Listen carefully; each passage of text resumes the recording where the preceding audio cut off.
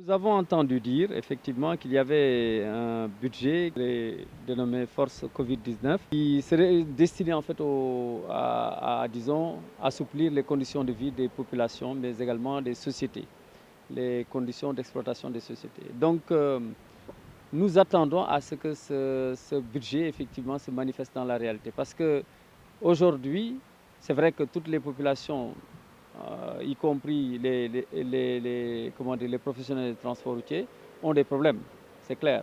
Mais celui qui ne vit que de ça, que de transport, quand on lui demande d'arrêter son véhicule, il doit quand même au moins obtenir un minimum de compensation. Les personnes qui seraient chargées de cela ne nous agréent pas forcément, et donc ça pose des problèmes, parce que ça doit se faire au niveau de chaque gare. Donc nous tenons à ce qu'on respecte les chefs de gare, les chefs de regroupement des gares. Beaucoup de chefs de regroupement, effectivement, dans les gares routières de l'intérieur, tenaient à partager le restant de leur budget avec leurs collègues chauffeurs et apprentis et autres. Mais ce n'est pas facile. Exactement pareil dans tous les regroupements. Tous les regroupements actuellement ont des problèmes de survie. C'est-à-dire qu'il n'y a plus rien à partager pratiquement. Ceux à qui il reste un petit peu ils sont très peu nombreux, donc pratiquement tout le monde a épuisé son budget. Mais dans l'urbain aussi, il y a problème. Il y a problème au niveau des taxis.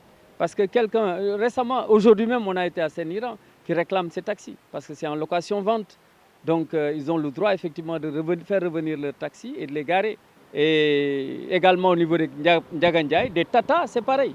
Hein, on ne peut pas exploiter avec 10 personnes ou 12 personnes et au niveau des Tata ou des Ndiagandiaï avec 20 personnes alors qu'on en transporte 35 ou 40 habituellement. C'est des forces manipulatrices que l'on ne voit pas. Nous leur disons d'arrêter ces manipulations-là, ce lobbying inutile.